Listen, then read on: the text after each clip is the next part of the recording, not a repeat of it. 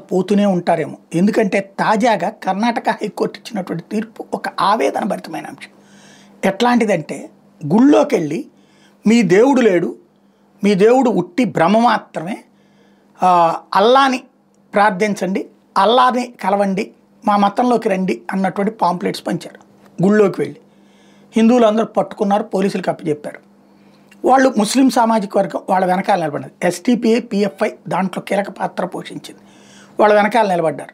కాంగ్రెస్ ప్రభుత్వం ఉత్తుత్తి కేసు పెట్టింది, మత మార్పిడి కేసు. యాక్చువల్గా law and order problem create చేసేదని పెట్టకుండా మత మార్పిడిల కేసు అని పెట్టింది. కర్ణాటక హైకోర్టులో వీళ్ళు ఛాలెంజ్ చేశారు, పాంప్లెట్ ఇస్తే మత మార్పిడి జరిగిపోతుందని.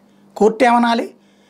మత మార్పిడి జరగడం ఏంటి, అసలు నువ్వు వెళ్ళి ఆ గుళ్ళో ఎట్లా ఇస్తావు, మసీదులోకి గుడి నుంచి ఒక పాంప్లెట్ తెచ్చి పంచితే ఒప్పుకుంటావా నువ్వు అని అడిగిందా?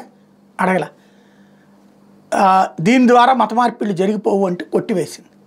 ఇది ఇప్పుడు సంచలనాత్మకమైన అంశం.